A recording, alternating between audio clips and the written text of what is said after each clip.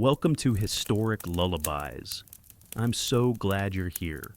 Whether you're tucked beneath a warm blanket, drifting between thoughts and dreams, or simply resting with the quiet hum of night around you, thank you for joining this slow and gentle journey. Tonight, we're stepping softly into a world both hushed and intricate, wrapped in silk and shadow, tradition and ritual, a world where glances mattered more than words and stillness held more power than motion. We're stepping into feudal Japan, not through its battles or castles, but through the delicate, complex life of a concubine. It's a strange and beautiful question, isn't it? What would it feel like to wake up in a palace not quite your own? To wear a title that meant privilege and confinement all at once? To live in service of beauty, attention, and silence, while never quite knowing if your name would be remembered or forgotten? Tonight, we'll follow a day in that life. A day filled with gestures that speak volumes. A day where slippers barely make a sound across polished wood floors, and thoughts are folded like origami, hidden in sleeves. I hope this story helps you relax, perhaps even drift off to sleep. But if you find yourself wide awake, not because you're anxious, but because you're oddly fascinated by the quiet politics of kimonos and calligraphy, then don't worry. At the very least, you'll leave tonight with an unexpected understanding of how soft power once dressed in silk. Before we float too far into tonight's story, a gentle like or subscribe would mean a lot, and helps Historic Lullabies keep growing quietly. And if you feel like sharing, I'd love to know where in the world you're listening from, and what time it is for you. Midnight? Mid-afternoon? That strange, peaceful hour before dawn? Now, if you're comfortable, take a soft breath in, and let it go just as gently. Let's begin. In every corner of the world, across every century, power has taken many forms. Some wore armor, some wore robes, and some wore silence. In feudal Japan, during the Edo period, there existed a layered world within a world set apart from the city's bustle, hidden within walled compounds and delicate screens. The pleasure quarters, the inner palace, the oiran houses, and within them, a particular kind of woman held a place that was neither free nor fully captive. She was not a wife, not a servant, not merely a courtesan, nor a prisoner. She was something softer and more complicated, a concubine. You might picture jewels and fan dances, perhaps a shaded garden where women with painted faces speak in whispers. And you wouldn't be entirely wrong, but you'd be missing the weight that rested under the silk. You'd be missing the precision, the training, the quiet ache of living each day inside a role someone else wrote for you. To become a concubine was not something you simply chose. More often, it was a path carved out by birth, by beauty, or by opportunity disguised as duty. Some were sent by noble families hoping to gain favor at court. Others were hand-picked from artist houses or tea schools, girls with the right laugh, the right height, the right quietness. But however they arrived, they all entered a place governed by rules about posture, speech, eye contact, the length of your sleeves, the scent of your hair oil. And once inside, your days were no longer your own. But that's not to say they were miserable. In fact, many concubines lived lives of remarkable comfort compared to commoners of the same era. They had soft beds, silk bedding, rare fruits in winter, and access to books, poetry, music. Some even influenced politics in subtle, enduring ways. Still, comfort is not the same as freedom. The life of a concubine was shaped by contradiction. You lived among elegance, but your value was never entirely your own. You were taught grace and intellect, yet rarely allowed to express them without permission. You were admired and displayed, yet always just a few breaths away from invisibility. In many ways, your life was like a scroll painting, exquisite, deliberate, and bound to the wall. And so, tonight, we're not stepping into history as tourists. We're entering as a shadow behind your shoulder. We'll follow you, quietly, through the light of one single day. From the moment your maid slides open the shoji to wake you, to the sound of slippers on wood, the rustle of layered robes, the hush of the tea room, and the strange serenity of dusk. Along the way, we'll notice the things most people missed. How your fingers rest in your lap when no one is watching. What kind of stories you tell to yourself in the bath. And the way even silence can feel crowded when it's filled with expectation. This won't be a story of grand events or dramatic turns. There will be no war, no fire, no fall from grace. Just a slow unfolding, a ribbon unwinding through the hours.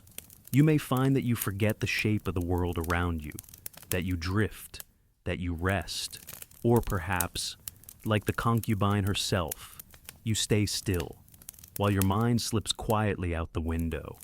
Either way, I'll be here, guiding the rhythm, keeping it gentle, and now, as the incense curls upward, as the lanterns glow dim behind paper screens, let's take our first steps into your morning. Just a few steps, on floors worn smooth by years of waiting. The air is still, not silent, exactly. Silence would be too sharp. This is something softer, a hush that hums faintly with the warmth of early morning and the sighs of the wooden beams overhead. Somewhere behind the paper walls, a bird rustles awake, and somewhere further still, a bell chimes in the distance, not for you, but for the temple far beyond these walls. Your maid slides open the shoji. The panel makes no sound at all. It never does. She's practiced for years to move like water, to enter and exit without leaving a ripple. You open your eyes slowly. You were already halfway awake, weren't you? You always are. You sit up, careful not to disturb the blanket's perfect fold. That's another kind of performance. Every gesture has been trained into you, not with strictness, but with rhythm. Everything you do today will be done as if someone is always watching, because someone usually is. You swing your legs to the side of the futon and let your feet rest on the tatami. The woven rush is cool beneath your toes. Just for a moment, you stay there, breathing, centering, listening to the faint creaks of the old palace structure, as if it's stretching along with you. Then, the ritual begins. Your maid approaches with a small bowl of water for washing your hands and face. It's not cold. They always warm it slightly, just enough to wake you gently. She hands you a towel folded with perfect symmetry, edges aligned like thoughts in a well-trained mind. You do not speak yet. That will come later. Your hair is next. You sit before the mirror, not quite looking at yourself, more like gazing through the surface. Your maid begins the careful process of brushing, oiling, shaping. Each stroke is slow and intentional. She hums something under her breath, a melody you think you've heard before, but never quite remembered. It's comforting, not because it's familiar, but because it expects nothing from you. Today's style is a little more elaborate. That means someone important may be visiting, or maybe it's simply time for a new rotation of appearances. You're not always told why. You've learned not to ask. Curiosity is a luxury in places where decisions float above your head like painted fans. The scent of camellia oil drifts around you, subtle and steady. It mixes with the faint aroma of morning incense that always lingers just outside your door, a soft whisper of sandalwood and pine. It's a scent that doesn't startle, it settles. Once your hair is complete, it's time for the kimono. Your robes are chosen for you, of course. You rarely decide what to wear. The layers are already laid out on a long, low bench. Under robe, middle robe, outer kimono. Each piece is a soft cascade of color, pale lilac beneath soft blue, topped with ivory embroidered in silver thread. The ensemble flows like a quiet stream. You wonder how many people it took to dye this cloth, to stitch these tiny cranes into the hem, to press and fold and prepare every seam. Dressing is not something you do alone. It is a ceremony shared between bodies. Your maid lifts the underrobe, and you slide your arms in slowly, gently. There's no tugging or fumbling. Every motion is smooth, the fabric gliding like water over stones. The obi, the wide silken sash, comes last. It's tied behind you, out of reach. In a knot so precise it looks like sculpture. You never see it directly, but you know how it feels, structured, tight, grounding, like a firm hand between your shoulder blades, reminding you to stand tall. And now you're ready. Almost. There's one last step, your slippers. They sit neatly by the door, waiting, soft-soled, lined with velvet, light as breath. You step into them and feel the shift, from private to public, from the you who just woke up to the you who must now be seen. When you walk, your feet make almost no sound. That's on purpose. In this world, silence is elegance. A loud step is not just a mistake, it's a message, and you have nothing to prove. So you move with practiced grace down the corridor, following the familiar path of polished wood. The halls are long and dim, and always a little cool, even in summer. The morning sun slips in through slits between paper and frame, casting pale beams across the floor. They don't warm the space, but they do soften it. You pass a screen painted with cranes and water reeds, another with cherry blossoms in delicate bloom. You've seen them 100 times, but today the cranes seem to be flying just a little higher. The blossoms seem to be shedding their petals in a breeze you cannot feel. Maybe it's your mood, maybe it's the light. You arrive at the inner garden, a courtyard tucked like a secret between wings of the building. It's early still. No one else is here. You pause by the stone lantern and listen to the sound of water trickling from the bamboo spout into the moss-lined basin. The rhythm is irregular, yet soothing, a sound that has no urgency. It just is. You breathe in, the scent of damp earth and plum blossoms. The way the air moves through the garden feels different than the rest of the palace. Looser, older, like the plants remember more than they let on. You place one hand on the wooden railing and close your eyes, just for a moment. Here, in this sliver of space, time seems to pause, not stop, just slow, like a scroll unrolling itself gently across the floor. Soon, you'll be summoned. There will be tea to pour, music to play, letters to copy, people to notice and be noticed by. But not yet.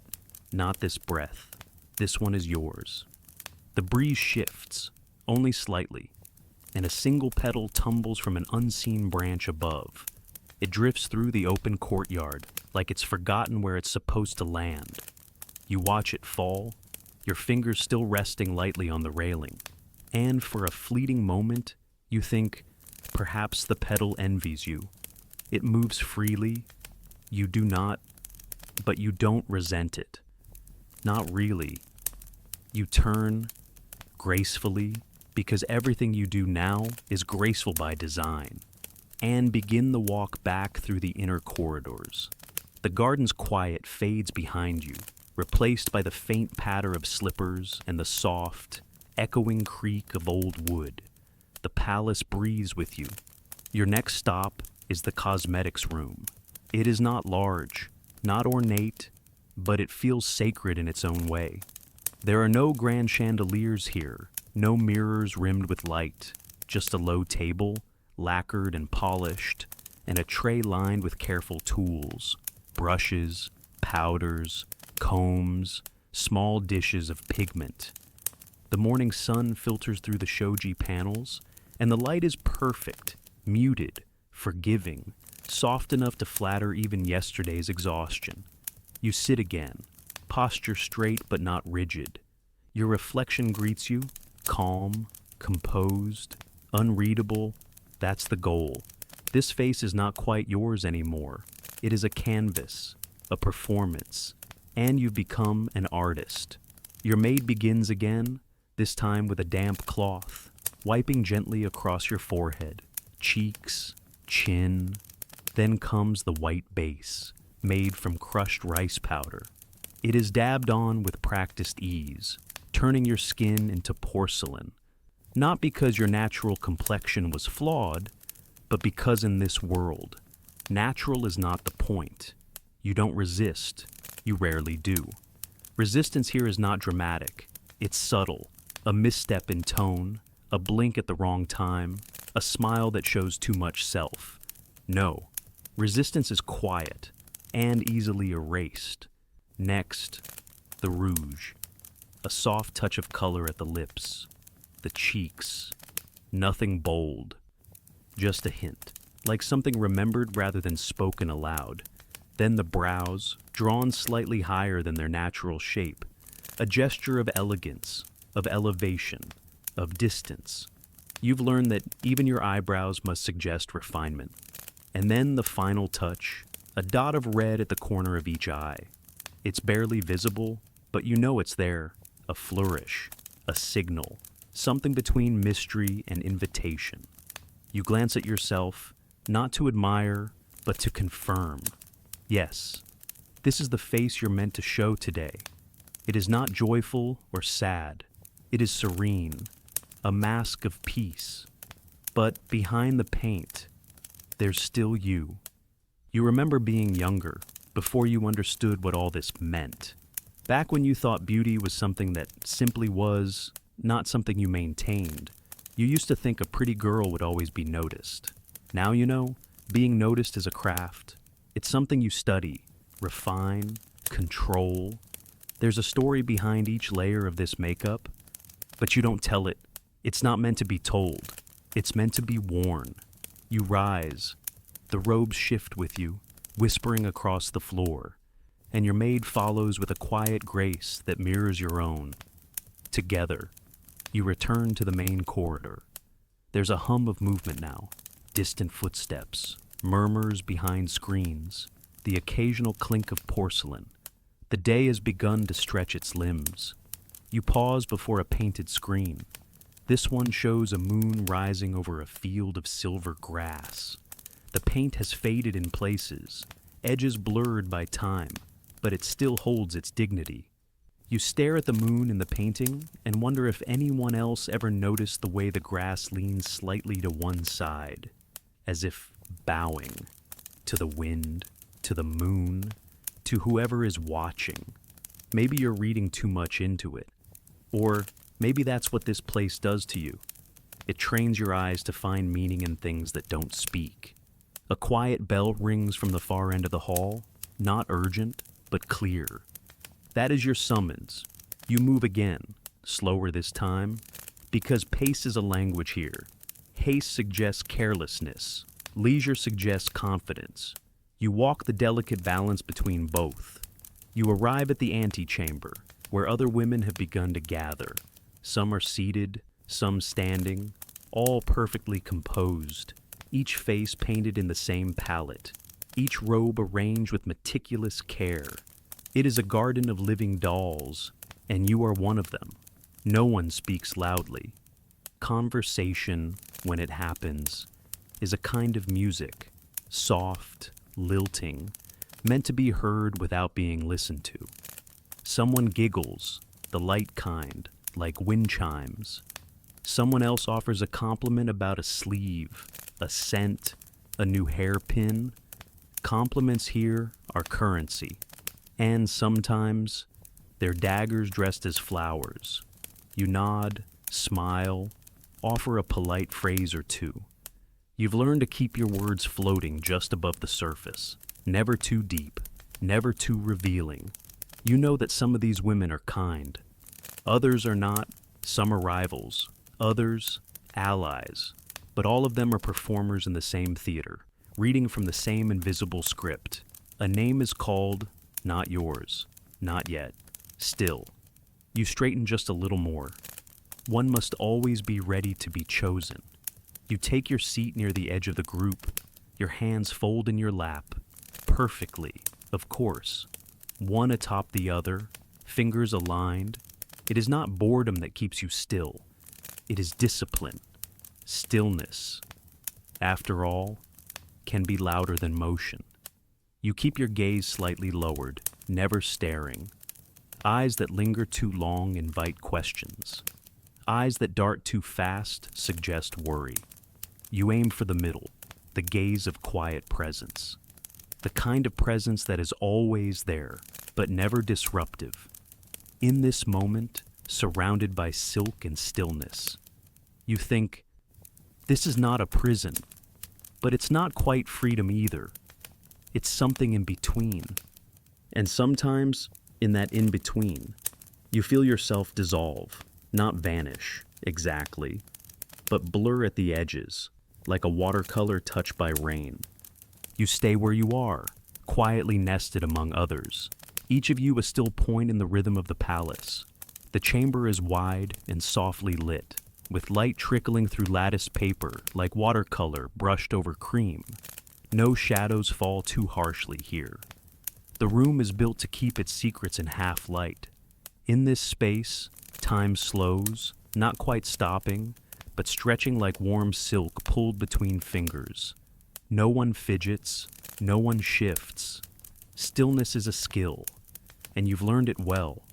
Your knees are folded beneath you, spine tall, hands resting where they should. You do not let your fingers twitch.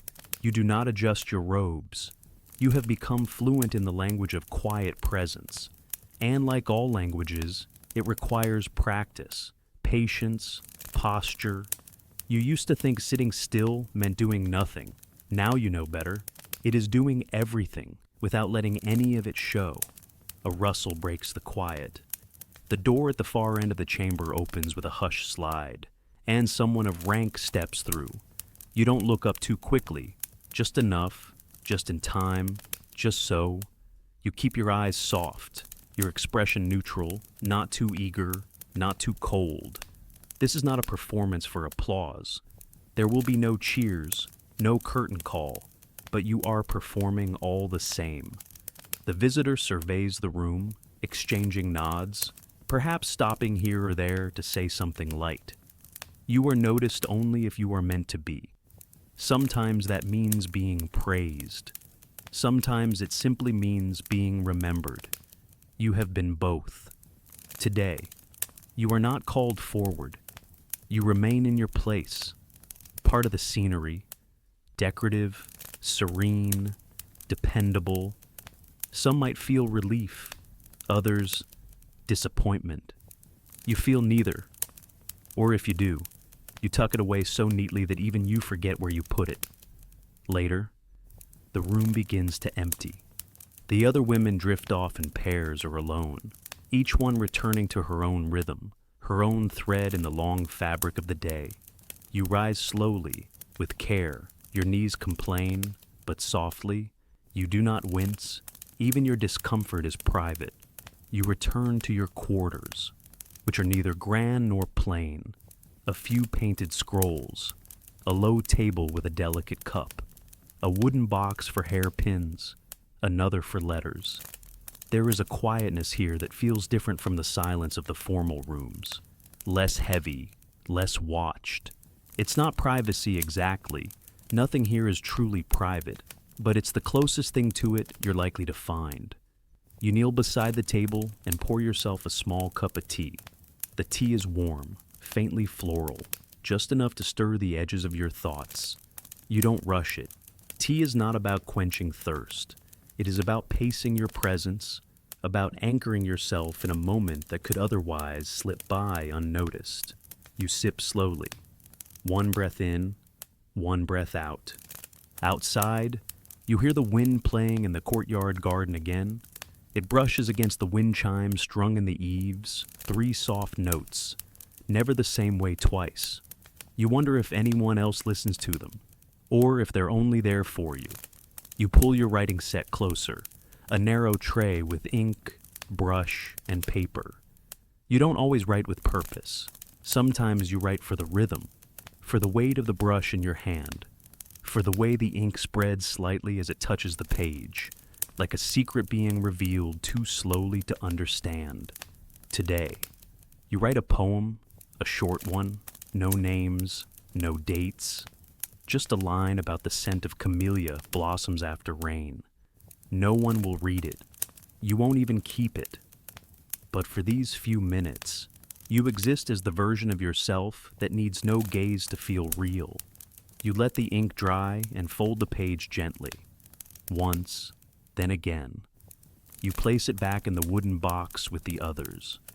You don't number them. You don't reread them. They are simply there, evidence of someone thinking, it's time to rise again.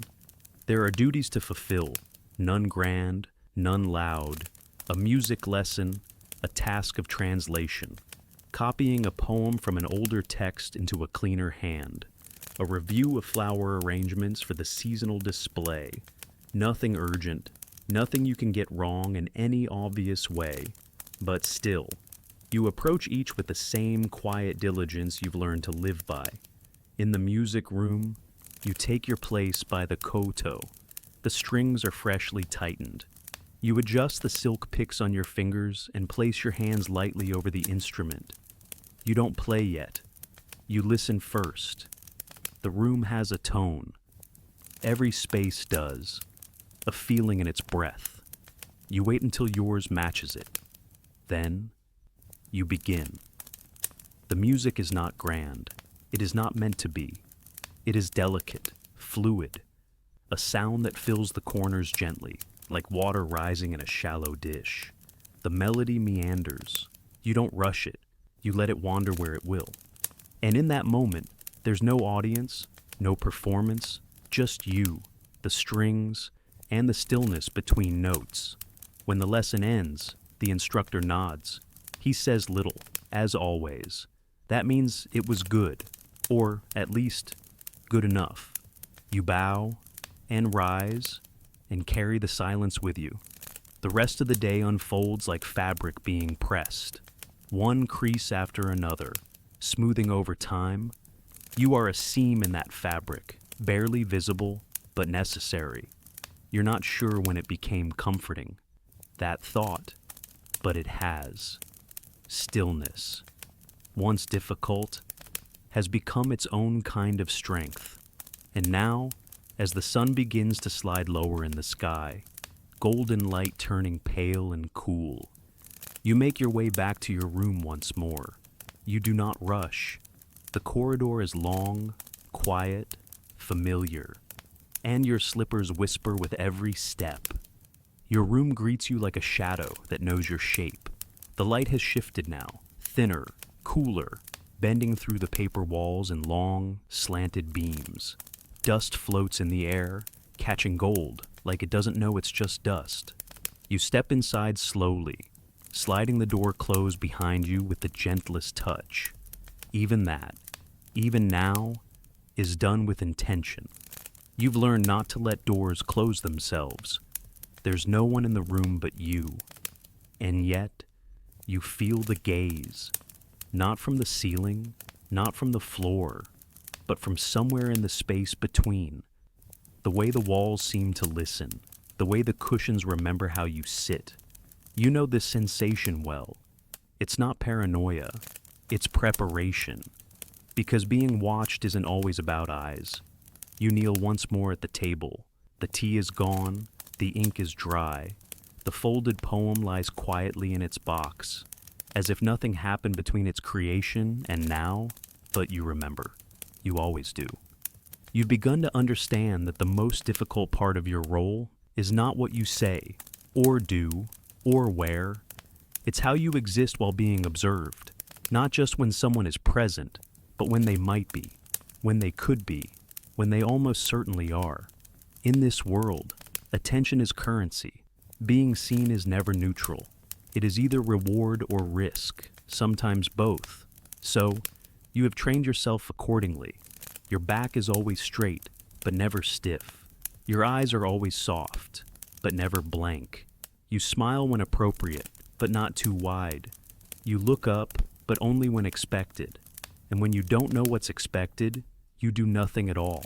Stillness. Again. Stillness that listens for cues like a musician waits for the beat. It wasn't always like this. You remember your first season here. How you moved too quickly, smiled too eagerly, looked too long. The way someone's eyes would narrow just slightly when you stood too tall, or let your sleeve drag, or laughed a little too freely. No one told you you'd done anything wrong, but you could feel it, sharp as wind through a summer kimono. So, you adjusted. You began to move like water being poured from a porcelain pot, measured, graceful, contained. It's not that you don't feel things. It's that you've learned how not to reveal them without permission. Now, you feel your breath rising again, and you let it slow on the way out. The day is not over, not quite. There are still moments where you must be seen. A knock at the door, a soft, triple tap, pulls you from your thoughts. You rise and answer, sliding the panel open to reveal one of the older attendants. She bows, and you return it without hesitation. She does not smile. That's how you know it's something formal. You are being summoned, no reason given. There never is. But she waits while you collect yourself, straightening your robe, smoothing your sleeves, checking that the pins in your hair are still exactly where they should be. They are. You follow her in silence through the dimming corridors, past walls painted with waves, with cranes, with chrysanthemums that bloom forever in brushstroke. The patterns do not change, but somehow they never feel quite the same. At last, you arrive at a small audience chamber. This one is quieter than the others, more enclosed. There are no other women waiting, no musicians tuning their strings. Just the scent of fresh incense and a single cushion set before a scroll that's been newly unrolled. You are to read. This is one of your roles, not assigned to all, but given to those who showed early promise with language. You were once told your voice was polished, not beautiful, not poetic, polished, like wood made smooth by many hands. You kneel before the scroll, bow once, then begin to read aloud. Your voice does not rise. It flows. The poem is an old one, about a mountain hidden in mist, a crane calling to its mate. You know it by heart. Still, you read as though seeing it for the first time, because someone is listening, even if you cannot see them. Your mouth shapes each syllable with care, not overly delicate, just precise. The goal is not to impress. The goal is to vanish into the words, to become the breath that carries them. When you finish, you pause, bow again, and wait. A long silence follows. Then the same attendant returns. She gives no expression, no praise, no critique, just a small nod. You are dismissed. You return to your room the same way you came, slow, measured steps, slippers whispering, back straight, thoughts folded and placed gently aside, and as you sit again on the floor, your legs curled beneath you, you feel the odd weight of being unwatched. It's almost startling. You touch your sleeve. It's grown warm from your own skin. And you think, not aloud, not with words, but in the kind of hush that lives only inside yourself. This is what it means to be seen and not seen.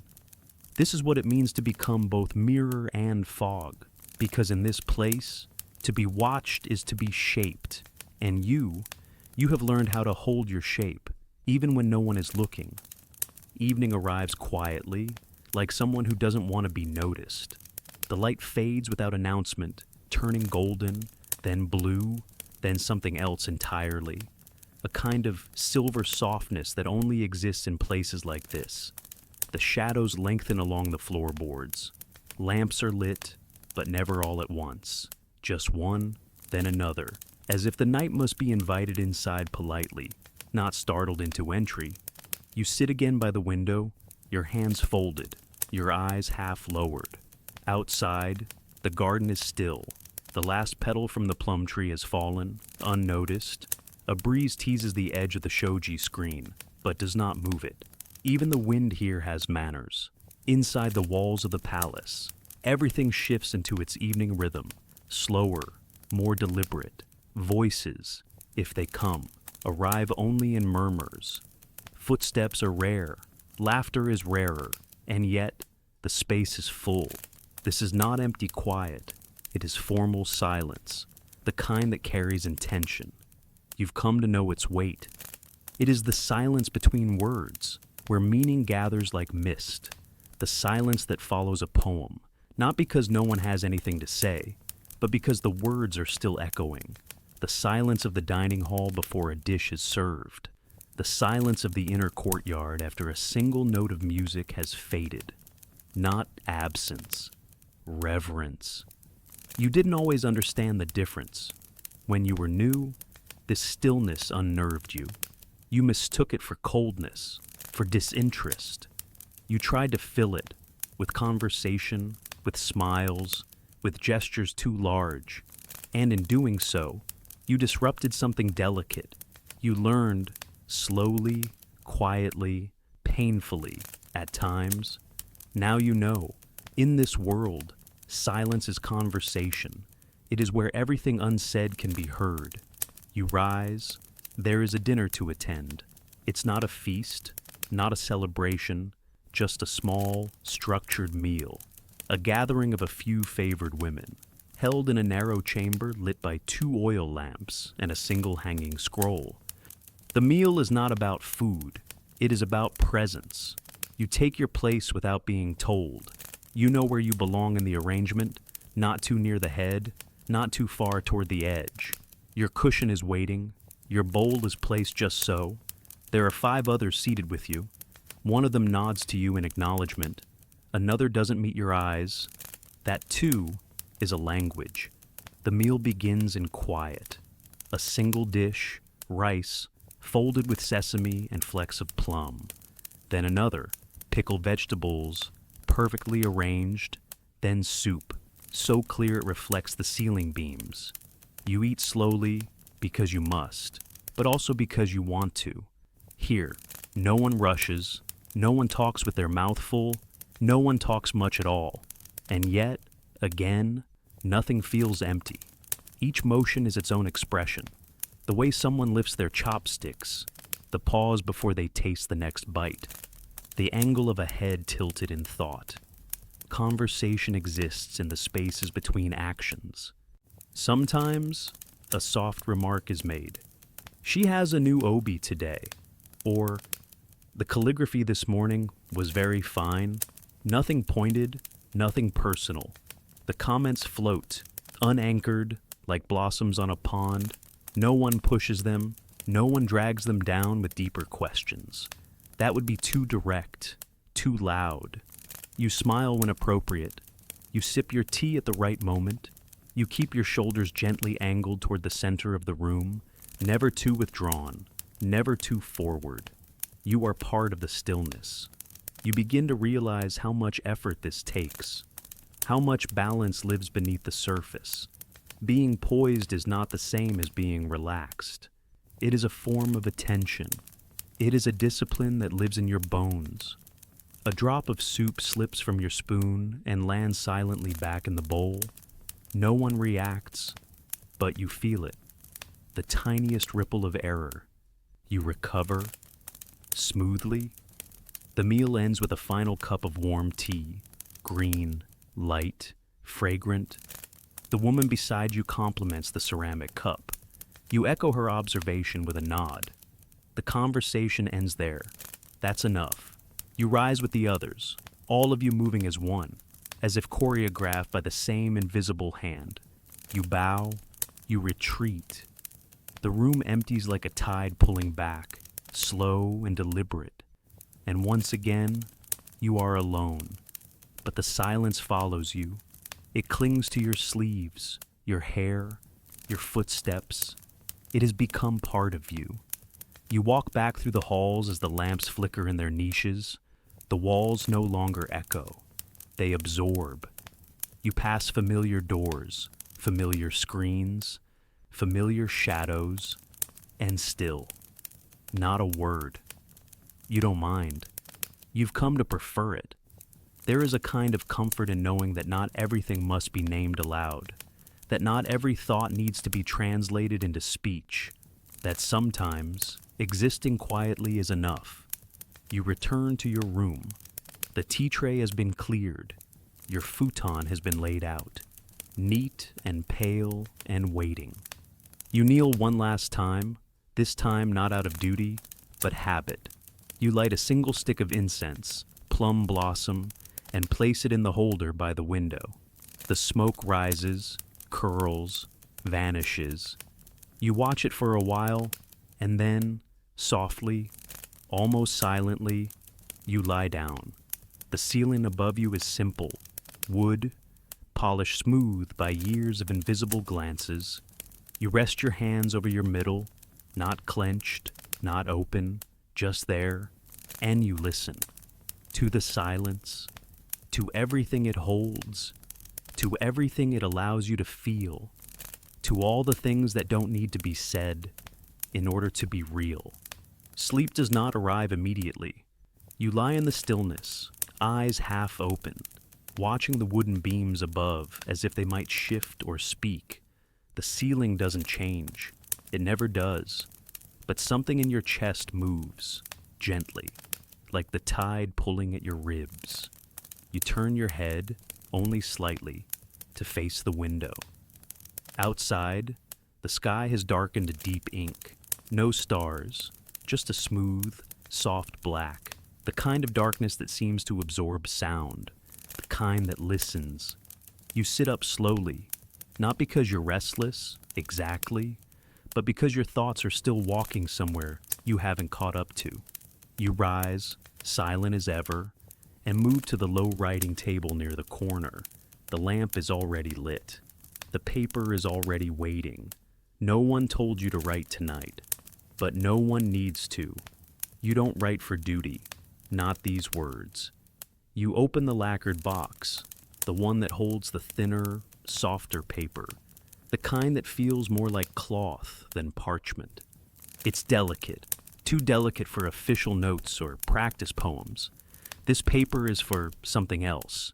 You lay out a single sheet, then dip the brush, and begin. The words come slowly, not because they are hard to find, but because they deserve to be placed carefully. There's no rush. You're not writing for anyone who will answer, not for anyone who expects to receive this. You're writing to the people you miss, the ones you'll never see again. Your mother's name appears first. You don't write "Dear Mother." You simply begin, as if picking up a conversation that never properly ended. You write about the plum trees blooming in the courtyard, about the way the tea tastes softer here, though you suspect it's the same leaves.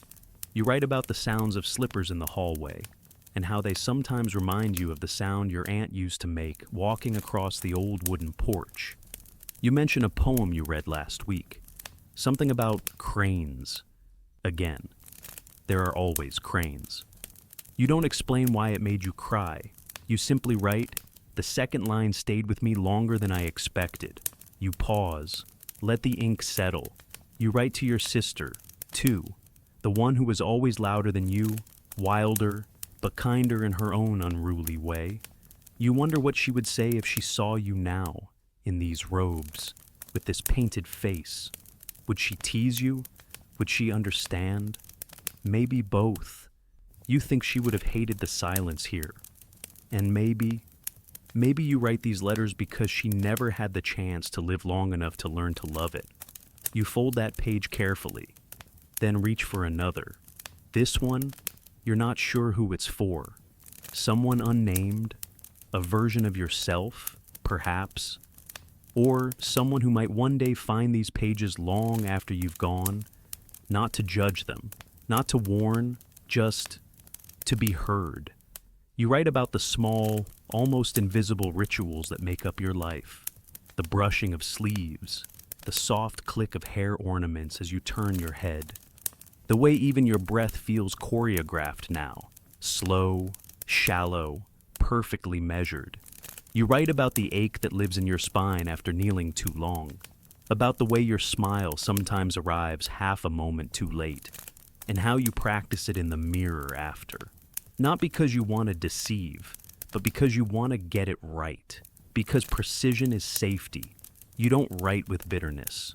You don't need to. That's not what these letters are for. They're not for protest. They're not for escape. They're for naming the quiet truths no one asks you to speak aloud. You pause again. Your hand aches slightly. You roll your wrist, letting the fatigue fade. Then you do something unusual. You don't fold the last letter. Instead, you leave it open. You place a small paperweight at the corner, a carved jade cicada, worn smooth with time. And you leave the brush beside it, with a faint smudge of ink still clinging to the bristles. You sit back, and you look. The page doesn't ask for anything. It doesn't need to be sent, or hidden, or saved. Its purpose is fulfilled by simply existing, by being seen, even if only by you. There's a quiet power in that, a sense of having spoken, even in a world that rarely invites your voice. You blow out the lamp, then rise again, this time more slowly. The room has cooled, the floor is smooth beneath your feet. The futon welcomes you without question. You slide beneath the coverlets and let your hands rest in the same position they always do. But tonight, something feels just a little different. Not because anything has changed, but because something was expressed. You remember a line from one of the old stories, something an elder concubine once whispered to you during a late meal. A woman without a listener becomes her own witness. You didn't understand it then. You do now. It's not about loneliness. It's about endurance. It's about making space for your thoughts to land, even if no one else sees the imprint. The room darkens fully now. The window reflects only shadows. Somewhere in the garden, a night insect chirps, soft, steady, unconcerned, and slowly. Your breathing falls into rhythm with the dark. You don't need to forget the day to rest. You just need to let it settle, to let it find its place in the folds of your memory, alongside the letters you'll never send. Because not everything that matters has to be shared. Sometimes, it's enough to have written it. Sometimes, it's enough to have felt it. And sometimes, it's enough to know that it belonged to you. Morning arrives again, almost without asking. The light seeps in gradually through the slats of the shoji, not bold, not brash, just present. A quiet suggestion that the world has turned once more, that your part in the performance must begin again. You open your eyes before the maid slides open the door. She's already moving, her presence as soft and inevitable as the light itself. You sit up in silence, and she bows slightly, holding a towel and a fresh robe. The same gestures as yesterday, the same sequence, but never quite the same. Your hair is loosened slightly in the night, not messy, but not untouched. A strand rests along your neck, cool against your skin. When you rise, you smooth it back instinctively, as if to erase the evidence that you slept like a person, not a porcelain figure. The bath is already prepared. Steam coils like ribbon from the wooden basin, scenting the room faintly with hinoki, that dry, clean fragrance of Japanese cypress. You slip in slowly, folding yourself into the warmth. The heat gathers in your limbs, untangles your thoughts. You tilt your head back. For a moment, you don't have to look at anything. For a moment, the water is the only thing touching you. But moments here are not designed to linger. Soon, you're drying off, your skin pink and fragrant, and the maid returns with the lacquered box of combs and oils. Today is a formal day. You know this before she says anything, because of the kimono that's been laid out, the more intricate sash, the layered underrobe of ivory silk, but most of all, because of the hairpins. They are already waiting beside the mirror, each one laid out carefully, each one saying something. You sit as she begins. First the brushing, slow, long motions that feel like breath. Then the oil, pressed gently into the ends, smoothed up toward the scalp. Then the shaping, the rolling, the binding, and finally, the ornaments. Hairpins are not merely decoration here. They are communication. One type for visits, one for festivals, one for mourning, one for being watched. Today's are the long, silver kind, with red enamel flowers at the end and tiny bells that do not ring unless you turn too quickly. You will not turn too quickly. Not today. As she fastens them into place, you remember something an older woman once told you. Your hair speaks louder than your mouth ever will. You didn't believe her at the time. You thought beauty was the message. But now you know the real message is what kind of beauty you wear, when, and for whom. There are days when your hair is left loose, pinned only lightly to suggest softness.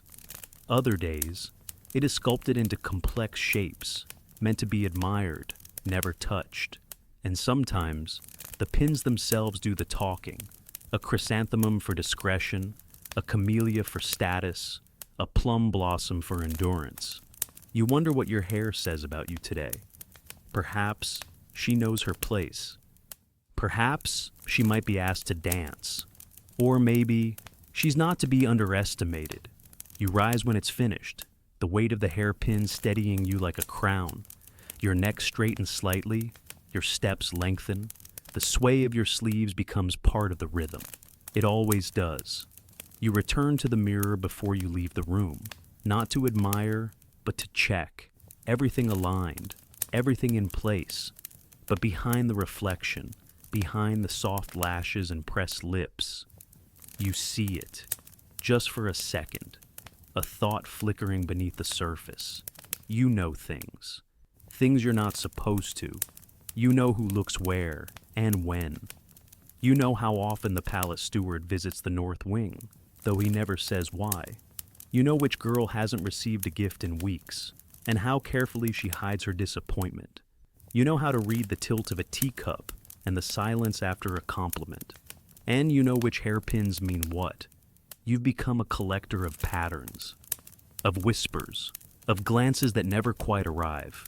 You don't write these things down. You don't share them, but they live in you. That is another kind of ornament, the unseen kind. As you step into the hall, the light falls across your shoulder, catching one of the bells just so. It does not chime, but it gleams down the corridor. Other women are beginning to appear, emerging from their quarters like petals opening to the sun, each one different, each one styled with intention. You nod to one. She returns it, her gaze flicking briefly to your hair. You notice hers. 2. A cluster of jade beads, suggesting leisure. Or was that feigned leisure? It's hard to know anymore, but you don't need to be certain. You only need to notice. You walk together toward the main chamber, where the day's activities are already unfolding. You'll pour tea, offer smiles, watch and be watched. You'll say little, but speak volumes. Because today, your voice is your movement. Your face is your mask. And your hair. Your hair is your signal. As the chamber doors open and light pours in, you take your place with the others, and somewhere, beneath the silver and silk and soft-placed silence, you carry your secrets, shining quietly in the pins above your crown. The chamber fills slowly, like water rising in a shallow pool. Soft footsteps glide across polished floors. Sleeves rustle like wings. The air thickens with incense and the muted scent of pressed plum blossoms, not from fresh flowers, but from the sachets tucked into sleeves and layered hems. Everything smells of memory here, deliberate, faint, familiar. You kneel at your assigned place, the same cushion you occupied yesterday, and the day before, and the day before that. It always faces the same corner of the room, where the scroll changes weekly. This week, It's a painting of cranes in early winter, their long legs half lost in snow. You know that scroll. You remember when it last hung there, 2 winters ago. Or was it 3? It doesn't matter. You remember it not because of the art, but because of the conversation that happened that day. One woman had laughed, too loudly, and dropped her fan. No one scolded her, but she was never quite as favored after that. The walls remember. That's the thought that comes to you, unbidden. The walls know things, not because they think or speak, but because they absorb, year after year, smile after smile, slip after slip. You place your hands in your lap and listen. There are no loud voices, only the soft coordination of small tasks. Tea trays are being arranged. The garden door is open just enough to let in breeze but not insects. A stringed instrument is tuned in the next room, the sound floating in like a bird that doesn't mean to intrude. No one speaks to you directly, not yet, but you feel the current of attention, light, passing, unavoidable. Your hairpins whisper. Your robe folds, say you're ready. And so you wait. There is a rhythm to this, a choreography without music. You are not told what to do. You are expected to know. So, when a low gesture is made, just a flick of the wrist from one of the senior women, you rise without hesitation and move to pour the tea. Each step is measured, your sleeves lifted just so. You kneel with grace, bow your head, and pour one cup, then another. You do not speak. You do not need to. Your silence says, I am present. I am capable. I do not take up more space than I should. When you return to your cushion, someone finally speaks your name, not loudly, just enough to cut through the murmur. You turn, slowly, hands folded, and bow again. The comment is simple, a compliment on your hair, perhaps genuine, perhaps not. Either way, you smile softly and offer a word of thanks. Then you lower your gaze, but in that brief moment, you see something else, the tiniest pause in the way she looks at you. As if trying to guess what you're thinking, she won't. Because the walls may remember, but they do not reveal. And neither do you. Later, when the formal gathering dissolves into smaller groupings, 2 here, 3 there, women chatting softly or playing the shamisen in a side room, you take a slow walk along the corridor that wraps the garden. It's mostly empty. Most of the others prefer shade at this hour, but you enjoy the light when it's golden and slanted. The corridor creaks beneath your steps, not a loud creak, a lived-in sound, as if the floor recognizes you. You pause beside a painted panel, one of your favorites. It's older than the others, slightly faded at the edges. The lacquer cracked just a little near the bottom. It shows a court lady from a century ago, seated on a veranda, her face turned just slightly away. You've always wondered what she's looking at, or if, perhaps, she's looking inward. You reach out, not to touch the painting, of course. That would be improper, but your hand hovers just close enough to sense the coolness of the wood, to remind yourself that this image has remained long after the woman it depicts has vanished. Will someone do the same for you? Will there one day be a girl walking this same corridor, looking at a scroll, wondering who you were? You don't need her to know your name, but you wonder if she'll feel your presence the way you feel hers. The weight of footsteps layered into the grain of the wood, the breath of stories held in the seams of the wall. You walk on. Further down the hall is a small alcove where a vase of seasonal flowers is kept. Today it holds irises, just beginning to wilt. You stop. Adjust one stem slightly, careful not to displace the whole arrangement. A quiet offering. Not to anyone in particular, just to the space itself. Because you believe spaces deserve attention, too, especially ones that hold so much. When you return to your room, the light has faded from gold to blue. The shoji glows faintly. The garden behind it, cloaked in shadow. You sit again at your writing desk, but you don't reach for the brush this time. You just sit and listen. The walls are quiet tonight, but not empty, never empty. You lean back slightly, resting your hands in your lap, your body still wrapped in the day's formality, and you let yourself imagine, just briefly, that the walls are listening, that they are glad you came, that they remember your silence, and that they understand it was never empty either. You wake the next morning to something unusual. On the floor beside your folded robe, where there was nothing the night before, sits a small box, wrapped in brocade, tied with a silk cord, perfectly square. No note, no messenger, just the box, waiting. Your maid notices it too, but says nothing. She bows slightly, as if acknowledging its presence without claiming to understand it. You nod in return, the silent agreement that this, whatever it is, has already entered your day. You don't open it right away. That would be too eager. You complete your morning routine as always, cleansing, brushing, dressing. You let your hands move with care, but your thoughts hover, not with excitement, not even with curiosity, exactly, with calculation. Because gifts, in this place, are not always kindness. You've received them before, tokens left without signature, a piece of fruit from someone with influence, a new comb in a lacquered case, a scarf that matched your eyes too precisely to be coincidence. You never ask where they come from. You never thank the wrong person. That is the rule. You finish dressing before you sit. Only then do you untie the cord. Inside, a hairpin, gold-plated, carved with an open chrysanthemum. Real jade at the center, pale green, nearly translucent. It's beautiful. It's heavy. You hold it between your fingers, balancing it just above your palm. Not delicate, not meant to vanish in the hair. This one is meant to be noticed.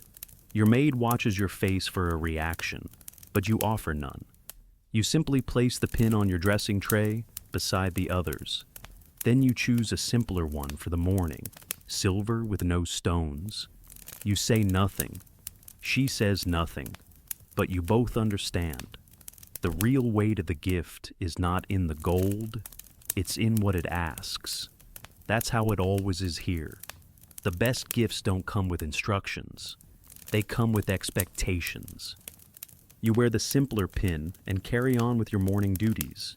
Tea in the outer room, a reading lesson with a junior attendant, quiet conversation with a seamstress about the upcoming change in seasonal robes. All the while, you feel the chrysanthemum watching from your room. Not literally, but its meaning hovers. By midday, another woman mentions it, lightly, casually. I heard someone receive something lovely this morning, she says, folding her fan. You smile. That's what I heard as well. You don't confirm. You don't deny. You allow the mystery to linger, just long enough to signal you noticed. She says nothing more, but her glance tells you enough. Someone's watching. Someone wants something. Perhaps to be seen. Perhaps to be obeyed. Perhaps to see how you respond. You've learned the game. Learned that gifts are not affection, but positioning. That the wrong response can close doors you didn't even know were open. That the right response, sometimes, is no response at all. By afternoon, the heat has risen. You walk slowly through the inner garden, fan in hand, head bowed against the sun. Your robe is lighter today, layered for breathability, but it still clings in places. A bead of sweat slips behind your ear, and you resist the urge to wipe it away. You pass a younger girl in the corridor, one of the newer ones. Her eyes flick to your hair, then down. She bites her lip, uncertain, then bows. You bow back, gently, and keep walking. That, too, is a gift. Later, in the music room, you play the shamisen alone. Your instructor is late, or perhaps not coming. You don't mind. The notes rise into the rafters and vanish. You don't play for approval. not anymore. You play to remember who you are beneath the layers of watching. You think about the pin again, how it caught the light when you turned it over, how heavy it felt, even for something so small. And you wonder, not who sent it, but who they believe you are. Because that is always the question behind every offering here. Which version of you are they trying to reach? The obedient one, the clever one, the beautiful one, the quiet one who listens more than she speaks. You finish the song, place the instrument aside, and sit with your hands folded, still, calm. You're not angry. You're not even curious, not in the way you used to be. You're simply aware of how little control you have over how others perceive your value and how much control you have over how and when you respond. That evening, before dinner, you return to your room. The box is still there. You place it carefully inside your writing chest, beneath the stack of unused papers. You do not hide it. You simply put it somewhere quiet. Later, when your maid returns, she sees that you've not worn it. She doesn't comment, but her hands move more gently as she brushes your hair. And when she places the pin of your choice, the simple silver one, into your bun, she does it with reverence, as if to say, you chose your own voice today. Dinner is quiet, as always. The same small bowls, the same careful words. Someone compliments your restraint, not directly, but with a phrase about elegant modesty. You smile. That, too, is a gift. And you give nothing in return, because sometimes the kindest response is no response. Sometimes the most powerful move is the stillness that follows a question left unanswered. And sometimes, the best way to receive a gift is to leave it unopened for just a little longer. You remember the day with perfect clarity, though no one ever speaks of it, not because it was grand, not because it was ceremonial, but because it wasn't. It arrived like all the most important things do in this world, quietly, without your consent, and dressed as something ordinary. You were younger then. Your robe had not yet faded at the edges. Your voice still carried a little too far when you spoke. You had not yet learned the fine art of hesitation. You were still soft at the edges, uncertain of when to bow and how long to hold it, still growing into your shadow. It was late spring. The wisteria had just begun to bloom, hanging from their trellises like lavender rain. You'd been called to the north veranda, summoned without explanation. No one told you to expect anything. No one offered advice. Only a soft instruction. Be still. Say little. Walk with care. You did. You remember the coolness of the polished wood beneath your feet, the thin cushion placed just slightly off-center, the way the sunlight filtered through the reeds outside and danced across the floor like ripples in a pond. A man sat waiting, not quite young, not quite old, dressed in gray with a pale sash, his expression unreadable, his presence weightless, and yet the entire room had shifted around him. He didn't speak to you directly at first. He spoke to the woman who had brought you. You don't remember the words, just the rhythm of them, soft, measured, leaving space in between. He barely looked at you. But when he did, it was with a kind of precision that made you feel as if he had already finished deciding what to think of you before you entered the room. You bowed, not too low, not too fast. You had practiced this moment so many times, not this exact one, but the idea of it. The moment someone might see you and say, that one, he said nothing, just nodded once. And that was it. You were chosen, not declared, not celebrated, not even informed outright. Later, you were simply told that your quarters had changed, that you would no longer attend group lessons, that a new attendant would be assigned to you, that your hairpins would now be of a higher tier, your meals taken separately, your voice trained not for poetry alone, but for conversation. You said nothing, because you knew this was not the time for joy or fear. It was the time for adjustment. You moved rooms that night, not far, but far enough to matter. The new space was quieter, more refined. There was a scroll already hanging when you entered, a poem about still water and deep roots. You didn't know it then, but the scroll had meaning. Everything does here. It was telling you, grow downward, move slowly, and you did. In the days that followed, things shifted around you. You were invited to more private gatherings. Your name was spoken more carefully, never too loud, never without thought. You were expected to know more, to speak less. You were given silks you did not request, hairpins of heavier metal, perfumes with notes you couldn't quite name.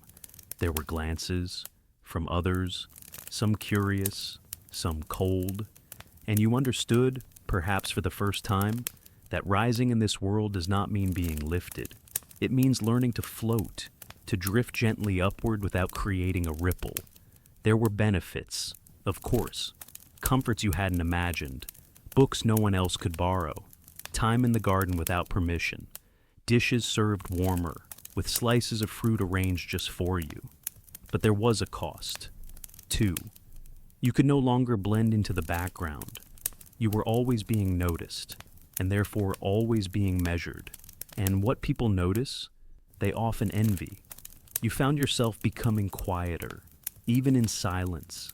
Your laugh changed, softer now, shaped not by amusement, but by awareness. You learned which compliments to accept and which to deflect, which gestures meant opportunity, and which ones meant danger dressed in silk. And always, you remembered the man in gray. He returned only once more, many months later, for a festival. You saw him from afar. He did not acknowledge you. He didn't need to, because the mark had already been made. He had chosen you. That was all that mattered. Not why, not what came after. Just that a name had been said in a quiet room, and that name had been yours. Now, years later, you still feel the echo of that moment. Every time someone glances at your hairpins before they greet you. Every time someone waits for you to speak first, and you don't. Every time you pass a junior attendant and she lowers her eyes a heartbeat too late. You remember, not with pride, not with regret, just with clarity. Because in this world, to be chosen is not to be crowned. It is to be watched more closely than before. To be expected to shine without glinting, to be present without taking space, to be exceptional, quietly. You rise from your mat that evening with a calm that feels like stone warmed by the sun. Your hands are steady as you fold your robes. Your hairpins don't catch. The candle flickers beside your mirror, and your reflection meets your gaze without question. You know who you are. You remember who you became.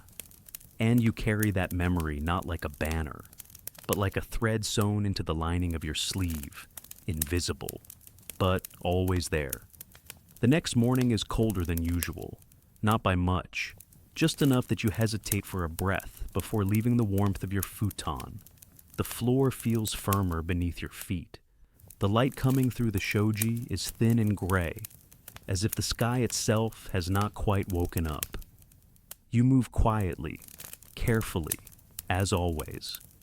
But today, your body remembers more than it says. Your joints feel the weight of weeks. Your arms, though graceful, are slower to lift the robe from its peg. Even your breath seems to move through you with more effort than usual. Nothing is wrong. You are not ill, but something within you feels steeped, like leaves left too long in water. Still, you begin the day. The tea is already waiting on the table, placed there by hands that never linger. A simple porcelain cup, rim slightly chipped. The same one you've used for years. The steam rises slowly, as if it knows better than to rush. You wrap your fingers around it and bring it to your lips. The taste is familiar, astringent, soft, with a faint bitterness at the edges. You drink it anyway, because tea, in this place, is not always about pleasure. It is about rhythm, routine, a quiet ceremony of presence and duty. You sit for a long while before dressing, not because you've forgotten your tasks, but because you're remembering who you need to be today. The you that smiles at the right time, the you that does not flinch, the you that knows which questions should never be asked aloud.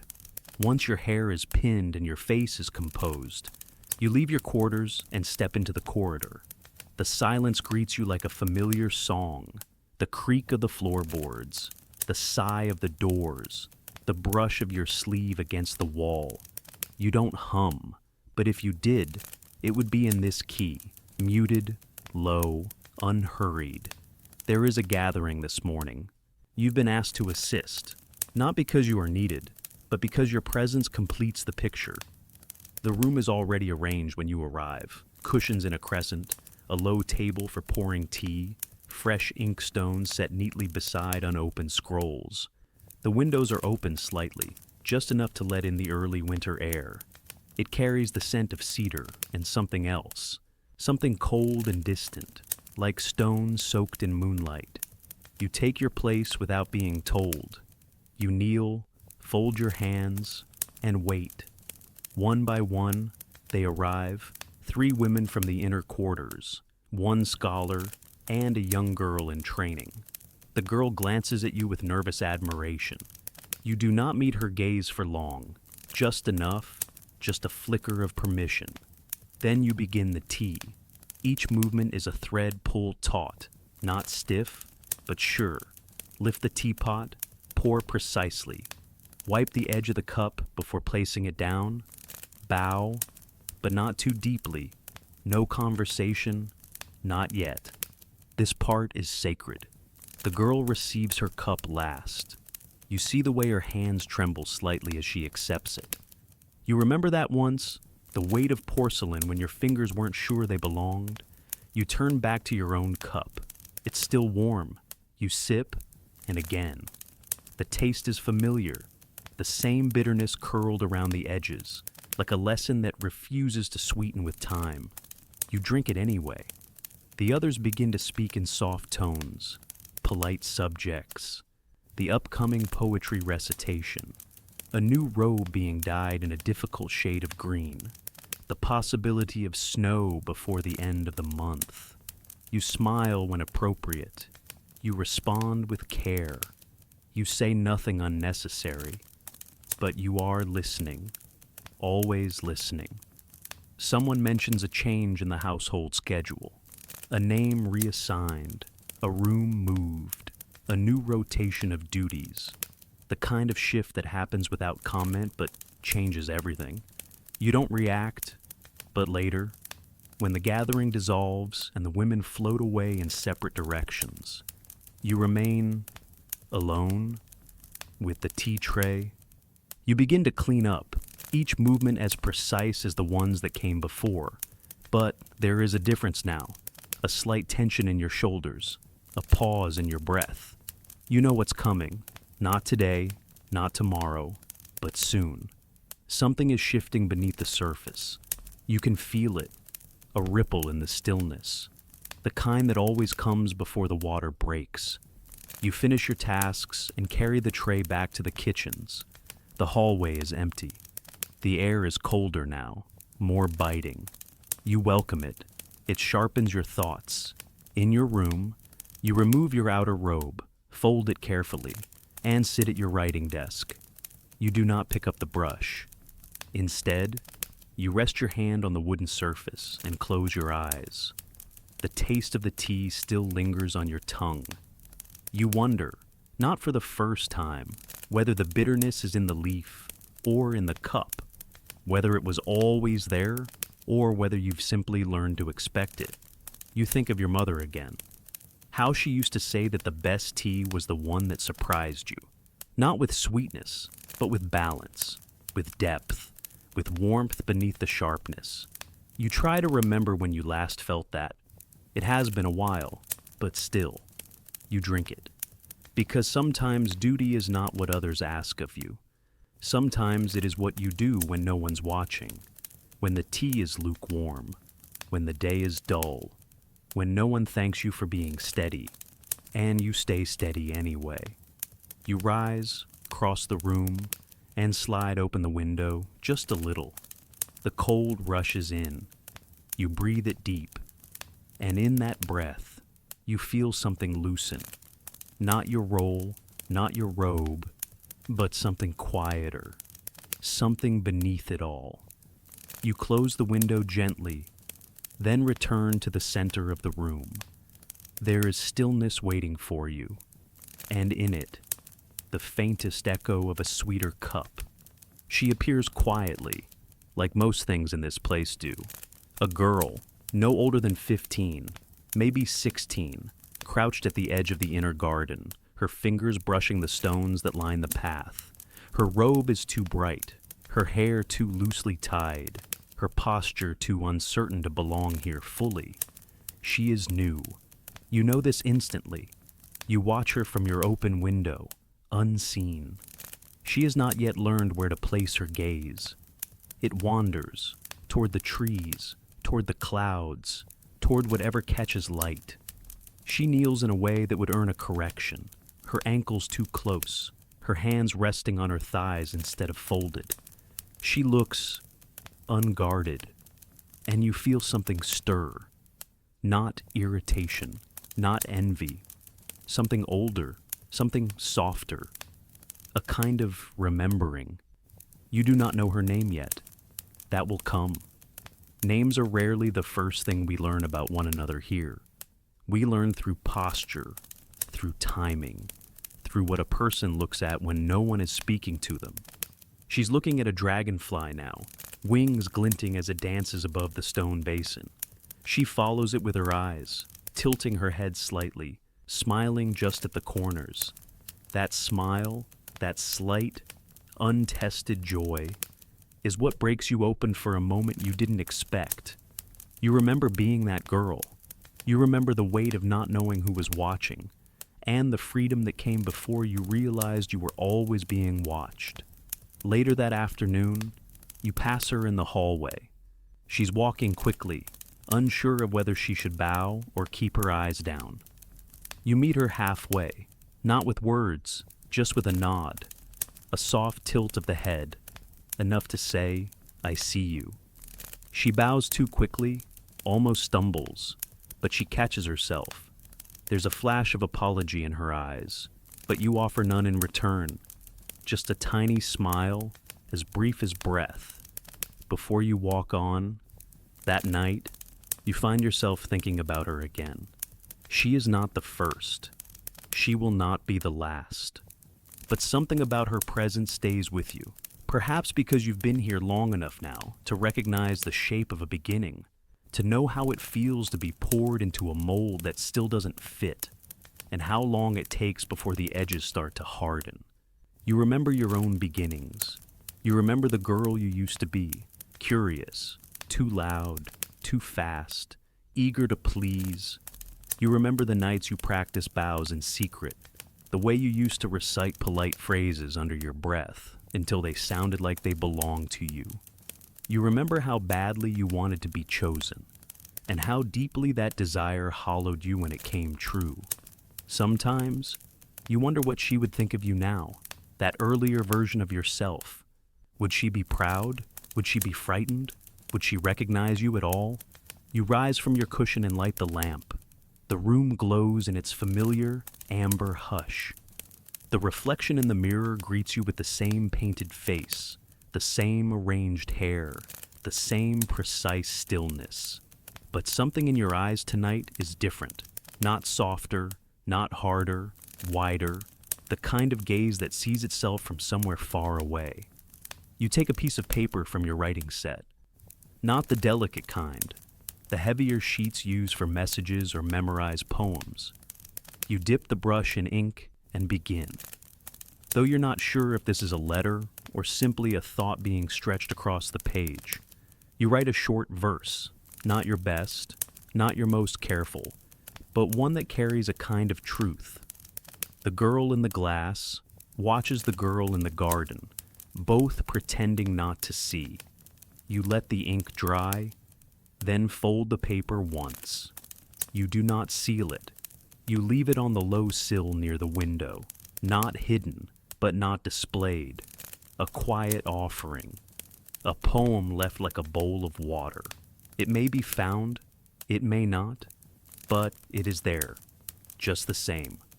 The next day, the girl passes your room again. She hesitates at the door.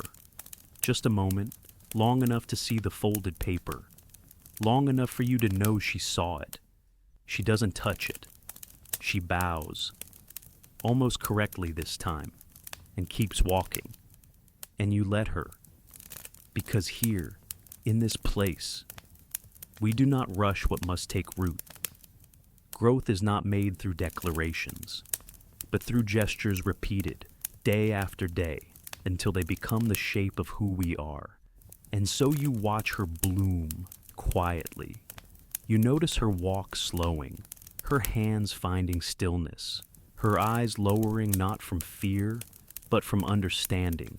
And once, just once, you see her across the garden at dusk.